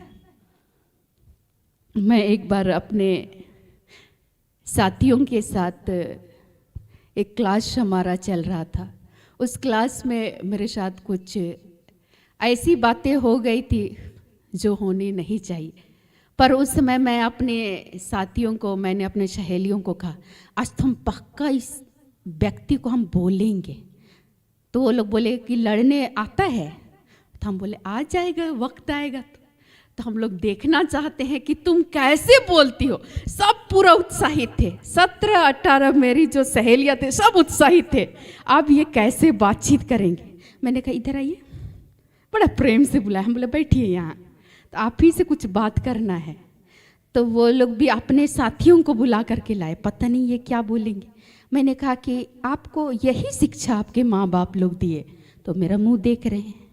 आप यहाँ इसलिए इस कार्य के लिए आए हैं कि यहाँ आप ज्ञान को अर्जित करने के लिए आए। वो चुपचाप हो गए, बोले मेरे से गलती हो गया, और वो चल दिए। वो लोग बोले कि कैसे तुम लड़ी। वे मुस्कुरा रहे थे। मैंने वहां ईश्वर के प्रेम से मैं आपको बताऊं, उसके बाद उन लोगों के अंदर में ईश्वर का भय घुस गया। वे कभी भी मुझे नजर उठा करके नहीं देखते थे, क्योंकि जब आप सत्य के अनुसार ईश्वर के प्रेम से प्रेरित होकर के चलेंगे, परमेश्वर आपके पक्ष से होकर के कार्य करेंगे। आप परखे जाएंगे, क्योंकि वैसे लोगों को जान के परमेश्वर भेजेंगे। आज का वचन कह रहा है हे प्रियो, 12 में लिखता है हे प्रियो, जो दुख रूपी अग्नि तुम्हारे परखने के लिए तुम में भड़की है, इससे यह समझकर अचंभा न करो कि कोई अनोखी बात तुम पर बीत रही है, पर जैसे जैसे मसीह के दुखों में सहभागी होते हो आनंद करो, जिससे उसकी महिमा के प्रकट होते के समय तुम भी आनंदित और मग्न हो। कब? क्योंकि वो आपको परखने के लिए ही आपके इर्द गिर्द में परमेश्वर ऐसे लोगों को क्या करते हैं, भेज देते हैं। तब आपका बर्ताव कैसे होता है आपको क्या करना है, देखना है। बोलना है तो ऐसा बोलना है कि आप मसीह के वचन को बोल रहे हैं कि सामने वाले का मुंह क्या हो जाए, बंद हो जाए। कई बार लोग हथियार लेकर के मारने के लिए चले आते थे, पूरा चीखते चिल्लाते हुए, और मैं बोलती थी कि प्रभु आपको भी तो लोग मारने के लिए, क्रूस काट पर लटकाने के लिए लोग अपने हथियार को लेकर के आए, आपको खोड़े लगा रहे थे, लेकिन आप तब भी आप ईश्वर की इच्छा को पूर्ण कर रहे थे। प्रभु यीशु मसीह मुझे वो शक्ति देना, वो सामर्थ्य को देना, इस समय मैं आपके प्रेम को अनुभव कर सकूं और इस व्यक्ति से मैं आपके प्रेम से प्रेरित होकर के मैं कार्य कर सकूं। मेरे अपने सगे लोग कई बार विपक्ष में खड़े हो जाते थे, कोई बात जिससे कोई बात नहीं होती थी, खा रहे थे तो गाली मिला, पढ़ रहे हैं तो गाली मिल रहा है। और इस समय में कई बार जब कोई रिस्पॉन्स नहीं करते थे तो सामने वाला व्यक्ति क्या हो जाता था, उग्र हो जाता था। बच्चे बोलते थे कि दीदी चलो चलो चलो, भागते, मेरे साथ और भी बच्चे हुआ करते थे, भागो भागो ये हमें मार डालेंगे। मैं बोलती थी ठहरो, और ईश्वर इस परिस्थिति में हम लोगों को देखते थे होंगे, और मैं बोलती थी शांत हो जाइए, शांत हो जाइए, परमेश्वर हमारे साथ है। वे लोग सब मेरे पीछे चले आते थे, कोई इधर से कुछ कपड़े खींच रहे, कोई इधर से कोई कपड़े खींच रहे। मैं बोलती थी ठहरो, रुको। और मैंने एक एक पल में मैंने देखा कि परमेश्वर जिस भट्टी में डाल रहे थे कि बेटा तुम इस समय विरोध करेगी कि नहीं। मैंने बड़े प्रेम से कहा कि सुनिए, आपको क्या शिकायत है हमसे, आप बात कीजिए। कोई अगर आपकी बात नहीं मान रहे हैं तो बोलिए, आप अगर किसी कार्य को करने के लिए बोले, अगर नहीं कर रहे हैं तो आप बात कीजिए। आपकी सेवा में अगर हमारी तरफ से कोई कमी हो रही है तो बोलिए। अगर हम भोजन बनाए आपको हम नहीं दिए तो आप बात कीजिए मेरे से, अन्यथा आप इस तरीके से बातचीत नहीं कर सकते। वे अपना हथियार उसी जगह रख दिया और बोले तो बेटा क्या सब्जी बनाई हो हमें दे दो, चल दिए। प्रभु जिस जगह पर परख रहे थे वहां पर परमेश्वर जब हमारी परीक्षा हो रही थी उस समय में उस सिचुएशन से प्रभु बाहर निकाल रहे थे। मैं एक एक पल को मैं आज जब याद करती हूँ तो सोच के हृदय दहल जाता है। पर ऐसा लगता है कि सही में परमेश्वर की अनुग्रह थी, सही में परमेश्वर की कृपा थी। मुझे बोला जाता तो भाग जाओ इस घर से, हमेशा ये लड़ाई झगड़ा ये किचकिच, तुम कहाँ फंस गई हो। लेकिन परमेश्वर हमें आज के इस दिन के लिए ईश्वर को अपनी दासी बनाना था, अपना सेविका बनाना था। तो प्रभु मुझे उस दुख रूपी भट्टी में डाल रहे थे ताकि आज के समय में आप तरह तरह की समस्याओं को लेकर के आए तो मैं उससे डरती और घबराती नहीं हूँ। मुझे यही आता है कि मेरा पिता ने मुझे निकाला, और मेरे पिता ने जब हम रोगी थे उस रोग की सया से निकाला, तो इस भाई को भी आज निकाल बाहर करेगा। आज जब ये आर्थिक परेशानियों से जूझ रहे मेरा पिता इनको भी बाहर निकालेगा। जब मैं अनाथ थी उस समय मेरा पिता ने मुझे संभाला, ऐसे टूटे परिवारों को प्रभु संभालेगा। मैं इस विश्वास के साथ आती हूँ और आशा में लज्जा नहीं होती है। जब आप रोमियो 5:5 को पढ़ेंगे, जब आप यीशु पर आशा रखते हैं, विश्वास करते हैं, तो उसमें आपको शर्मिंदगी नहीं होना चाहिए, लज्जा नहीं होना चाहिए, क्योंकि परमेश्वर आपको जान के उस भट्टी में डाला है और वहां से परमेश्वर आपको क्या करेंगे, शुद्ध करेंगे, और वहां से ईश्वर आपको बाहर निकाल देंगे। और इसलिए चूंकि ईश्वर को आपके जीवन के द्वारा अपनी महिमा को क्या करना है, लेना है, और यही बात को ईश्वर बतला रहे हैं। फिर यदि मसीह के नाम के लिए तुम्हारी निंदा की जाती है तो तुम धन्य हो, क्योंकि मसीह का आत्मा जो परमेश्वर का आत्मा है तुम में छाया करता है। कई बार जब आप यीशु मसीह के राह पर चलेंगे, यीशु पर विश्वास करेंगे, तो लोग आपकी भी क्या करेंगे, निंदा करेंगे, आपको भी लोग बुरा भला बोलेंगे। आज ये लोग अच्छे खासे पढ़े लिखे लोग हैं, कहाँ फंस गए, बेकार का ये सब काम करते। इनको भी सुनना पड़ा होगा, मुझे भी सुनना पड़ा बेकार की इन बातों में। लेकिन मुझे हमेशा याद आता था कि परमेश्वर ने इस कार्य के लिए बुलाया है, परमेश्वर ने चुनकर अलग किया है। हमने तो उसको नहीं चुना, हम तो आए नहीं थे, पिता ने मुझे बुलाया, उस जगह पर स्थापित किया। और मैं बोलती हूँ कि प्रभु आज मैं आपके नाम से खड़ी होती हूँ, आपके नाम से अपने बेटे बेटियों के जीवन में यीशु मसीह के नाम से तू कार्य करना। और प्रभु कार्य करते हैं नित्य प्रतिदिन। जिनकी आशाएं टूट जाती है, हमको याद आता है, मैं बोलती हूँ कि परमेश्वर आपको भी निकालेगा। जब लोग अपनी उम्मीदों को खो देते हैं तब हमें याद आता है कि वे लोग टूटते हैं, बिलखते हैं, रोते हैं। मैं बोलती हूँ कि कोई बात नहीं। हमारे बीच में एक बहन बैठी हुई है, ये बहन नहीं पढ़ना चाहती थी। मैं बोलती थी पढ़ो, तुम्हारी मम्मी का उम्र देखो, अब वो आज है कल को नहीं रहेगी, ट्रेनिंग कर लो। ट्रेनिंग करेंगे, टीचर्स ट्रेनिंग करेंगे कि प्रभु वहाँ से निकाला। मैंने कहा रिज्यूम जमा कीजिए। बाहर बाहर वो रिज्यूम जमा कर रहे थे कि, और बच्ची परेशान थी, औरों के जिंदगी को सांसारिक रूप से देखती थी, वे घूम रहे हैं, मस्ती कर रहे हैं। वो बच्ची इंटर करके तुरंत टीटीसी के लिए चली गई। लेकिन मैं आपको बताऊं, चाहे उनको जितना भी कष्ट हो, मैंने कहा कि परमेश्वर आपके जीवन में अपने महान कार्य को करना चाहता है। बच्ची तुम समझो, ईश्वर तुम्हें ऊंचा उठाना चाहता है। आज तुमको दुख होगा, कल को तुम आनंदित होगी। परमेश्वर ने आज उसको सेटल कर दिया। सरकारी नौकरी की आशीष से परमेश्वर ने आशीषित किया। क्यों? उस समय उनको कष्ट नहीं हो रहा था। संसार की चीजें खींच रही थी, वो लालसाएं, वो अभिलाषाएं। उनको भी मन करता था घूमना। मैं अक्सर बोलती थी, तुम घूम लोगी, फिर लोगी जब तुम अपने पैरों पर खड़ी हो जाओगी। आज तुम्हें दुख होगा, लेकिन परमेश्वर तुम्हें इस दुख से बाहर निकालेंगे, आपके जीवन को महिमान्वित करेंगे। आपको इस समय में ईश्वर हो सकता है जांच रहे, परख रहे, और आप यहाँ से भाग जाएंगे तो परमेश्वर जिस आशीष को देना चाहते हैं वो आप प्राप्त नहीं कर पाएंगे। प्रभु जो मुझे सिखाना चाह रहे थे, मैं भी भागना चाहती थी, लेकिन प्रभु मुझे बार बार तोड़ते थे।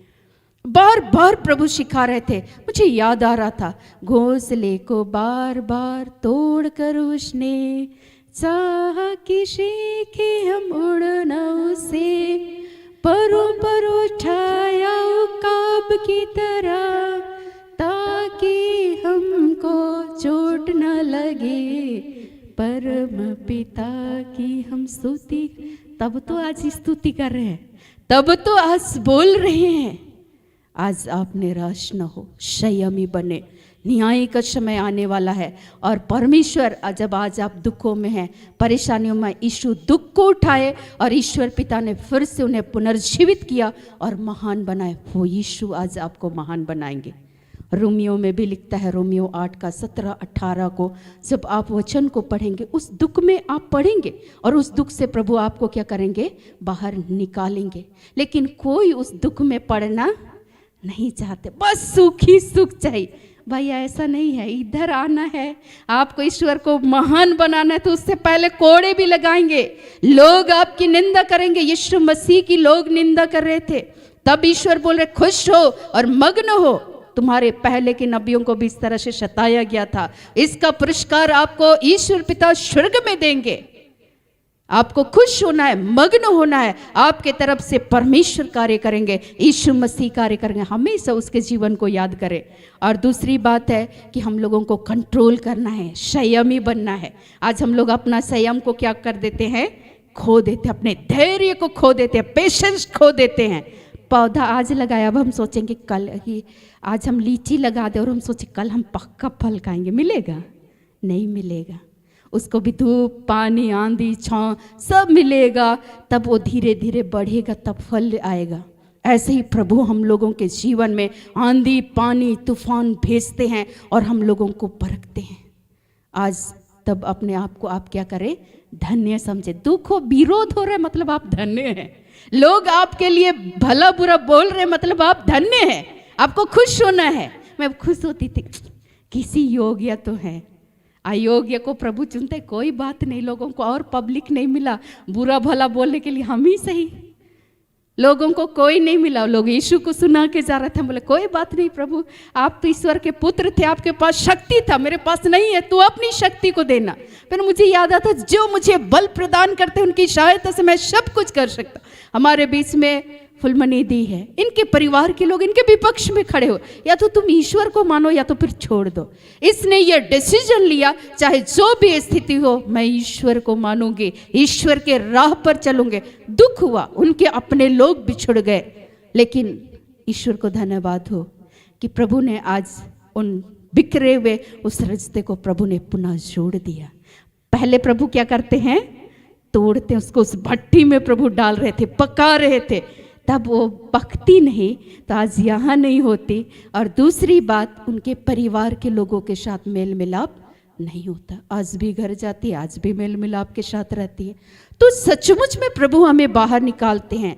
और ईश्वर बोल रहे हैं, तुम में कोई व्यक्ति हत्यारा या चोर या कुकर्मी होने या पराये काम में हाथ डालने के कारण दुख ना पाए।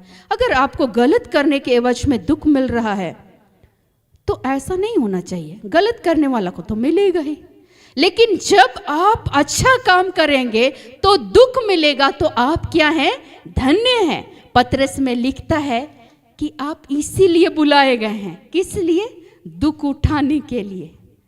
ईश्वर का वचन कहता है, बहुत सुंदर वचन लिखा हुआ है, पहला पतरस 2:20, क्योंकि यदि तुमने अपराध करके घूसे खाए और धीरज धरा तो इसमें क्या बड़ाई की बात। पर यदि भला काम करके दुख उठाते हो, धीरज धरते हो, तो यह परमेश्वर को भाता है। और तुम इसलिए बुलाए भी गए हो क्योंकि मसीह भी तुम्हारे लिए दुख उठाकर एक आदर्श दे गया कि तुम भी उसके पद चिन्हों पर चलो। आप ईश्वर की राह पर चलते हैं तो दुख तो मिलेगा, दुख मिलेगा, लेकिन सुख भी मिलेगा। पहले दुख, फिर ईश्वर आपको सुख देंगे, लेकिन हम लोग उस दुख को स्वीकार नहीं करते हैं। आप जैसे सुख को स्वीकार करते उसको भी स्वीकार कीजिए तो आप आसानी से निकल जाएंगे। अय्यूब इस बात को स्वीकार कर लिए और ईश्वर पर भरोसा और विश्वास करते रहे और अंततः परमेश्वर पिता ने उसको उस दुख में से बाहर निकाला और अन्य साथियों के लिए और सबसे ईश्वर ने महान बनाया, यीशु मसीह को महान बनाया ईश्वर पिता ने अपने पुत्र को। और लिखता है क्या यहाँ पर 22 में, ना तो उसने पाप किया ना उसके मुंह से छल की कोई बात निकली। वह गाली सुनकर गाली नहीं देता था और दुख उठाकर किसी को भी धमकी नहीं देता। आज अगर हमको थोड़ा सा दुख मिलता है हम बोलते रुक बेटा बताते हैं, मेरा भी समय आएगा। हम एक दूसरे को क्या करने लगते हैं, धमकी देने लगते हैं। यीशु ऐसा बर्ताव किए थे नहीं, हम बदले की भावना को लेना चाहते हैं, बदला लेना चाहते हैं। आप भूल जाते हैं अगर आपके अंदर में प्रभु का प्रेम होगा तो ईश्वर बोलते हैं प्रतिशोध मेरा अधिकार है, बदला मैं लूंगा, तुमको लेना नहीं है। आप बोलिएगा अपने सताने वालों के लिए, उस समय आप प्रार्थना कीजिएगा प्रभु इनको तू आशीष दे। एक बार मैं एक जगह गई हुई थी और उस जगह पर एक अंकल आए और उसने कहा आना तो मुझको इधर से था, 2 मिनट में बस हम पहुंच के मिल सकते थे बेटा, लेकिन हमको घूम के आना पड़ा। मैंने कहा अंकल ऐसा क्यों? तो उसने कहा कि एक व्यक्ति से मुझको शिकायत है और मैं उसको क्षमा नहीं कर सकता, इसलिए मुझे घूम के आना पड़ा। और प्रभु ने मुझसे कहा एक ही प्रार्थना कर, प्रभु की प्रार्थना, जैसे हम भी अपने अपराधियों के अपराध क्षमा करते हैं। यीशु हमारे अपराधों को क्षमा किए, तो हम भी अगर हम क्षमा चाहते हैं तो एक दूसरे को क्षमा करना है, दुखों को सहना है। प्रभु उस भट्टी में डालता है और जान के आपके विपक्ष में लोगों को कई बार बोलने के लिए प्रेरित करते हैं। क्या आप अपने सताने वालों के लिए प्रार्थना करते हैं? क्या आप उनसे तब भी आप प्रेम करते हैं? प्रभु जांचते हैं, परखते हैं। और उसने कहा यहाँ से आगे का लाइन मैं नहीं बोल सकता, तुम आना मेरे घर, तुमको प्रार्थना करना सिखाएंगे। मैंने कहा कि देखिए अंकल ये प्रार्थना तो ना मैं सीखी हूँ ना मुझे कोई सिखाई, ये प्रार्थना तो यीशु मसीह अपने शिष्यों को सिखाए, कोई इंसान के द्वारा नहीं बनाया गया है। ये यीशु मसीह ने स्वयं ये प्रार्थना को कहकर बतलाया है। आप यीशु मसीह की जीवन शैली को आप देखें, लिखता है क्या, वह गाली सुनकर गाली नहीं देता था, दुख उठाकर किसी को भी धमकी नहीं देता था, पर अपने को सच्चे न्यायी के हाथ में सौंप देता था। हमेशा यीशु मसीह अपने को ईश्वर पिता के हाथ में क्या कर रहे थे, सौंप दे रहे थे। मैं आपको बताऊं कि सचमुच में प्रभु ने यीशु मसीह को क्या किया, महान बनाया। और ईश्वर आज चाहते हैं कि ईश्वर बोल रहे हैं पर यदि मसीह होने के कारण दुख पाए तो लज्जित ना हो, पर इस बात के लिए परमेश्वर का धन्यवाद करें। कई बार आपको दुख मिलेगा लेकिन आपको हमेशा क्या करना है, धन्यवाद करना है, क्योंकि परमेश्वर आपको उस दुख में से क्या करेंगे, बाहर निकाल देंगे। दानियल को प्रभु निकाले, यूसुफ को प्रभु निकाले, यीशु मसीह को प्रभु निकाल दिए। यीशु के जीवन में अद्भुत रूप से कार्य किए। यीशु को तो राजा हेरोद मारना चाहता था उस बचपन की अवस्था में, लेकिन परमेश्वर पिता ने वहाँ से क्या किया, निकाल दिया। जब मर गया फिर वहाँ भेज दिया। फिर आप यीशु मसीह के जीवन शैली को उठाकर देखिए, बार बार लोग उसकी निंदा कर रहे थे, बार बार उनका विरोध किया जा रहा था, लेकिन चुपके से वहाँ से फिर निकल जाते थे और अपने आप को ईश्वर के हाथों समर्पित करते थे। और ईश्वर पिता ने अपने पुत्र यीशु मसीह को सबसे महान बनाया और वो नाम दिया जो नाम पूरे जगत में है, वो नाम है यीशु नाम। आज वही नाम और वही यीशु के नाम से प्रभु हम लोगों को वो शक्ति देंगे, वो सामर्थ को देंगे, ताकि इस संसार में हम ज्योति की तरह चमक सके, उसके पद चिन्हों पर चल सके, हम दूसरों के लिए आइडियल बने जैसे यीशु मसीह आइडियल बने। मैं सोचती थी इस संसार में इस भीड़ की तरह मुझे जिंदगी नहीं जीना है प्रभु। मैं जानती हूँ मैं आज रो रही हूँ, मैं एक दिन हंसूंगी। मैं जानती हूँ प्रभु आज मेरे आंसू गिर रहे हैं, लेकिन मैं ये भी जानती हूँ कि मेरे आंसू को तो अपने कुप्पे में भरता है। मैं जानती हूँ पिता मैं आज अनाथ हूँ, लेकिन मैं जानती हूँ पिता ये कि तू अनाथों की शुद्धि लेने वाला परमेश्वर है। मैं जानती हूँ कि तेरे राह पर चलने से दुख मिलता है, लोग तरह तरह से आपके विरोध में खड़े हो जाएंगे, लेकिन प्रभु तब आप बोलते हैं खुश हो और आनंद मना, स्वर्ग में तुम्हें महान पुरस्कार मिलेगा, क्योंकि यीशु के साथ ऐसा किया गया। तो आज आप धन्य हैं कि यीशु मसीह के नाम के कारण लोग आपकी बुराई करते हैं, आपसे बैर करते हैं, आपसे घृणा करते हैं। यूहन्ना में भी लिखता है यदि उन्होंने मुझे नहीं जाना तो वे आपको भी नहीं जानेंगे, यदि उन्होंने मुझे सताया तो वे तुम्हें भी सताएंगे। इस पर आश्चर्य नहीं करो, ये कोई अनोखा बात नहीं हो रहा है, अनोखी बातें नहीं हो रही है, क्योंकि आप यीशु मसीह पर विश्वास करते हैं। मैं यही चीज़ सोचती थी, कुछ तो नहीं है, ना धन है ना दौलत है, लोगों को मारना है मार दे, मेरे शरीर को मार सकते, मेरी आत्मा को नहीं मार सकते। तरह तरह से मैं याद करती हूँ। आज कल ही मैं एक रिक्वेस्ट को मैं देख रही थी कि उसमें लिखा गया था डाइन है।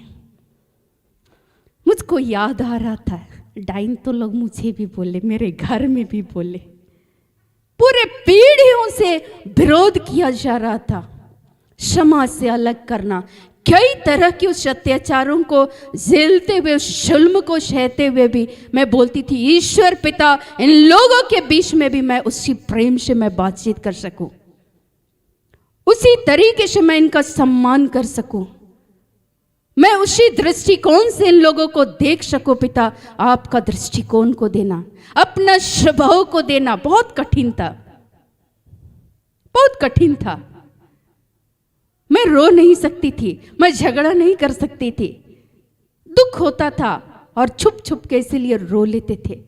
और मैं बोलती थी प्रभु इनको तू आशीष दे, ये भी तेरे पद चिन्हों पर चल सके, ये भी तेरे सामर्थ को पहचान सके। वो दान प्रभु तू जो तूने हमें दिया है अपने भले भंडार से, इनको भी तू उस दान को दे कि ये आपको जाने। लोग बोल रहे थे मेरी माँ को, मेरी दादी को, लोग बोले उसके बाद सबसे छोटी बेटी को भी मिलता है, इसको दान में मिला है डाइन। लोग धान की बालियां काटते थे, कई बार उनका ही हाथ स्वेलिंग हो जाता था। लोग झगड़ा करने के लिए आते थे, उनका पैर फूल जाता था, उनके मुंह बंद हो जाते थे। लोग बोलते थे पता नहीं ये भूत मानती होगी। लोग तालाब में जाल डालते थे, मछलियां फंसती ही नहीं थी। क्यों? क्योंकि प्रभु से प्रार्थना करते थे इस पर तेरा नियंत्रण हो, इन लोगों को प्रभु आशीष दे। और उन तमाम लोग बाद में डरने लगे, इसीलिए बोलते थे या तो पक्का डाइन है, या तो पक्का, या तो ईश्वर को मानती है, शैतान को मानती है। मैं बोलती थी आज चाहे कल वो सच्चाई सामने आएगा। कल जब वो रिक्वेस्ट को मैं पढ़ रही थी तो मैंने कहा कि इससे डरिए नहीं, परमेश्वर आपके साथ है, इससे आपका कोई हानि नहीं होगा।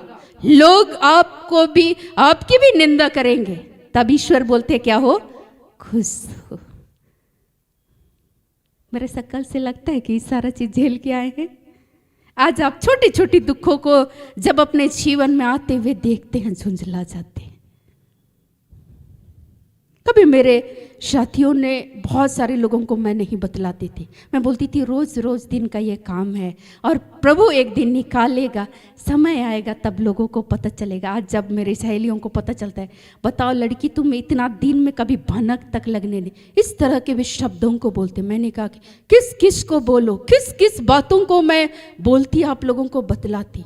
मैं सोचती थी ये जीवन हम आनंद के साथ जीवन को जी सके।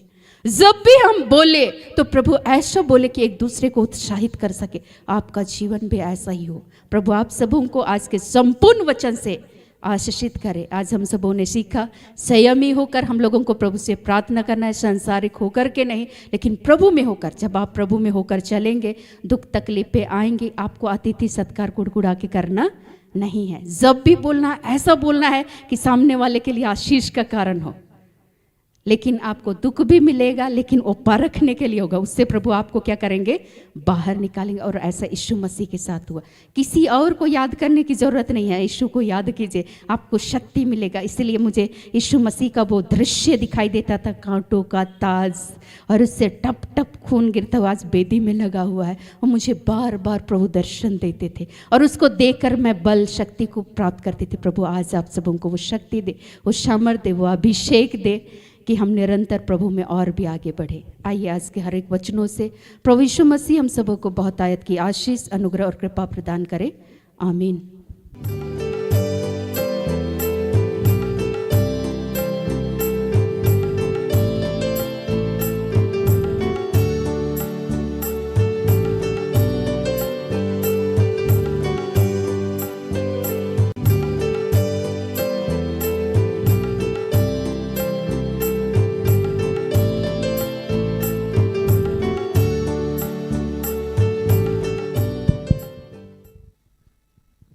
आइए हम प्रार्थना करें कि हे दयालु पिता, हे स्वर्ग और पृथ्वी के सृजनहार, हे हम सबके रचयिता, तेरा धन्यवाद करते हैं। धन्यवाद प्रभु कि हम इस योग्य हैं कि तेरे राज्य के विस्तार को कर पाते हैं तेरे सामर्थ्य से पिता। धन्यवाद करते हैं प्रभु, जो भी तूने हमें कर्तव्य दिया है प्रभु, उसका निर्वाहन हम बड़े आदर से, बड़ी विनम्रता से, बड़े प्रेम से करें प्रभु। वो उस समय चाहे हम दुख की घाटी से होकर गुजर रहे हों, चाहे हमारे व्यक्तिगत जो भी समस्याएं हो प्रभु, उन सब से उठ के हम अपने कर्तव्यों का निर्वहन करते रहें और प्रेम को पकड़े रहें प्रभु। पिता तेरा धन्यवाद करते हैं, यह अद्भुत कृपा हम सब पे हुई है प्रभु, इसलिए तेरा धन्यवाद करते हैं प्रभु। पूरे विश्व के लिए प्रभु कर्तव्य निष्ठा की मांग करते हैं, प्रेम की मांग करते हैं, मधुर भाषी होकर वो अपने कार्यों को करे प्रभु। हर अवस्था में प्रभु अपने अभिषेक पे जो दान, जो वरदान उन्हें दे के रखा है आपने, उसे वो कर पाए प्रभु, ऐसी हम कामना करते हैं। पिता, पुत्र, पवित्र आत्मा आपका आह्वान करते हैं।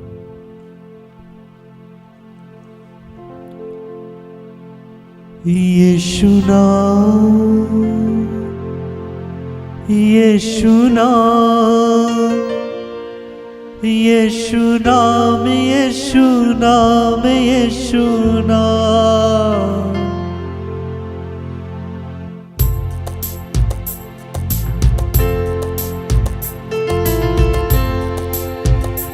यीशु नाम, यीशु नाम, यीशु नाम, यीशु नाम, यीशु नाम, यीशु नाम, यीशु नाम, यीशु नाम, यीशु नाम, यीशु नाम। यीशु नाम जिंदगी का जान, जिंदगी का दे वो ही आराम। यीशु नाम जिंदगी का जान, जिंदगी का दे वो ही आराम। यीशु नाम, यीशु नाम, यीशु नाम, यीशु नाम, यीशु नाम, यीशु नाम, यीशु नाम, यीशु नाम, यीशु नाम, यीशु नाम। हे दयालु पिता, जितने लोग बीमार हैं प्रभु, मैं उनके लिए प्रार्थना करता हूं प्रभु कि पिता उन तमाम लोग जो इस वक्त बीमार हैं प्रभु, सूरज, शहना, नार, अली, शलोनी, शमीता, अलमा, मीना, प्रिंस, सीमा, नागी, निर्मला, श्वेता, रंजीता, आशा, अरुण, शबनम, दीपक, सुमन, हिलारूश, कमल, रश्मि, साक्षी, उन्नति, ऐसे जितने लोग जहां बीमार हैं, रेनी, कुणाल, प्रभु उन सबको तेरे हाथों में समर्पित करते हैं प्रभु। जिन लोगों का ऑपरेशन हुआ है पिता, उन लोगों को तेरे हाथों में समर्पित करते हैं। डॉक्टर मनोरमा, डॉक्टर एरमा, प्रभु ऐसे जितने लोग हैं पिता जो किसी प्रकार से बीमारी से जूझ रहे हैं, बिस्तर पे हैं, सर्दी है, बुखार है, खांसी है, उल्टी है प्रभु, बदन हाथ में दर्द है प्रभु, उन सब के लिए तुझसे प्रार्थना करते हैं पिता। उन सब के और हम सब के सारे गुनाह पाप से मुक्त कर प्रभु। तूने कहा था कि तेरे पुत्र यीशु के कोड़े खाने से हम चंगे हुए जाते हैं प्रभु। हे पिता, तूने ऐसा किया है और आज हम सब स्वस्थ हो गए हैं तेरे पुत्र यीशु के कोड़े खाने के द्वारा, किलित होने के द्वारा, थूके जाने के द्वारा। प्रभु तेरा धन्यवाद करते हैं। आज मैं प्रार्थना करता हूँ उन तमाम लोगों के लिए जो नकारात्मक शक्ति से ग्रसित हैं पिता। निशा, मनोज, रीतिका, निर्मला, शर्मिला, जूलियट, मुकटमणि, माधुरी, शोभा, मुकेश, दीपक, अनुरंजन, अभिषेक, ओशीन, प्रभु उन तमाम लोगों के लिए और विश्व में जितने तेरे बच्चे हैं वो तमाम लोग जो इस वक्त किसी भी प्रकार से कहीं भी किसी भी नकारात्मक शक्ति से, दुष्टात्मा से, नकारात्मक थॉट से, डिप्रेशन से, सुसाइड अटेम्प्ट करने के लिए कुछ भी ऐसा कर रहे हैं प्रभु, उनका पिता तू बन प्रभु। उन्हें याद दिला कि तू उनसे प्रेम करता है। तूने कहा है कि मैं तुम्हें अनाथ नहीं छोड़ूंगा। तूने कहा है कि हम सब तेरे आंख की पुतली हैं, हम सब तेरे चुने हुए वंशज हैं, हम सब तेरे राज्य पदाधिकारी हैं। तूने कहा है पिता कि तू निरंतर हमें साथ देगा, तू हमें एक सहायक आत्मा देगा कि हम हर अवस्था से उस आत्मा के द्वारा निकल पाएंगे पिता। इसलिए तेरा धन्यवाद।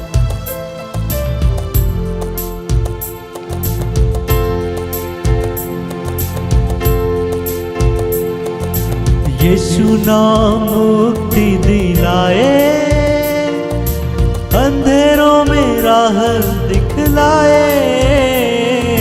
यीशु नाम मुक्ति दिलाए, अंधेरों में राह दिखलाए।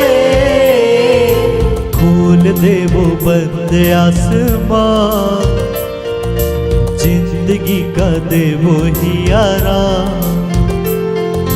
खोल दे वो बंद आसमां, जिंदगी का दे वो हियारा।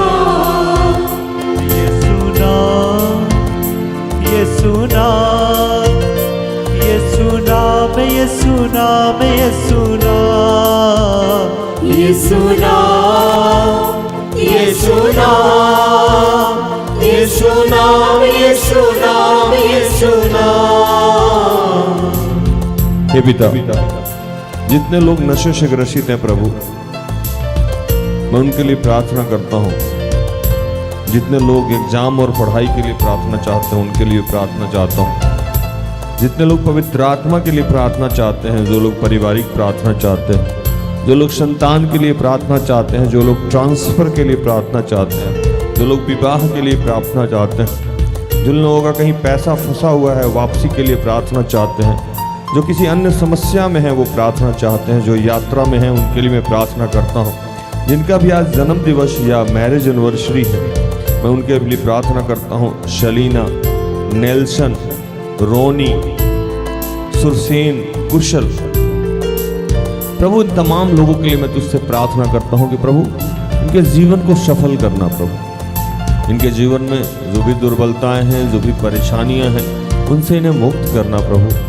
और उस वचन के नियमित जिसमें तूने कहा है कि यहोवा तुझे लगातार लिए चलेगा, अकाल के समय में तृप्त करेगा, तेरी हड्डियों को हरी भरी करेगा। तो सींची हुई ऐसे बारी के सोते के समान होगा जिसकी जल्द हराएं कभी नहीं सूखती। ऐसे जितने चर्च हैं प्रभु, उनके सारे फादर, पादरी, प्रीस्ट को तेरे हाथों में समर्पित करते हैं। अपने देश के जितने भी नेतागण हैं उनको तेरे हाथों में समर्पित करते हैं प्रभु। जितने डॉक्टर्स हैं, इंजीनियर्स हैं प्रभु, जितने प्रशासनिक, गैर प्रशासनिक पदाधिकारी हैं हमारे यहाँ, जितने बुजुर्ग माता पिता, भाई बहन हैं, उनको तेरे हाथों में समर्पित करते हैं। जितने विधवा और अनाथ लोग हैं उनको तेरे हाथों में समर्पित करते हैं। जितने पति पत्नी के रिश्ते हैं उनको तेरे हाथों में समर्पित करते हैं। कोई कहीं भी किसी भी प्रकार से प्रधान है, अध्यक्ष है, उनको तेरे हाथों में समर्पित करते हैं। प्रभु तेरा धन्यवाद करते हैं। तो हम सबको कर्तव्य निष्ठा का आज वरदान दिया है। प्रभु हम प्रेम से मधुरभाषी होकर अपने कर्तव्यों का निर्वहन कर सके, ऐसी तूने आज हम सब पे कृपा की है, करुणा की है प्रभु, इसलिए तेरा धन्यवाद करते हैं। सर्वस्व तुझे समर्पित करते हुए इन तमाम प्रार्थना को प्रभु यीशु के जीवित और पवित्र नाम से मांगते हैं। दया से सुन और स्वर्ग के राज में ग्रहण कर, आमीन। तो धन्यवाद, प्रभु आप सबको आशीष दे। आशा करते हैं कि आज के प्रार्थना से, आराधना से, वचनों की उद्घोषणा से और अंतिम प्रार्थना से प्रभु ने आप सबको स्पर्श किया होगा। प्रार्थनाता परिवार निरंतर आपका आभारी है कि आप हमारे साथ हैं, हमारा सहयोग करते हैं।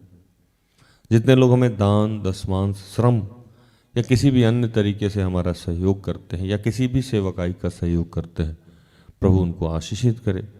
आत्मिक, आर्थिक, मानसिक, पारिवारिक रूप से आप प्रभु आशीष दे। स्वर्गीय आशीष के सारे झरोखे उनके लिए खोल दे।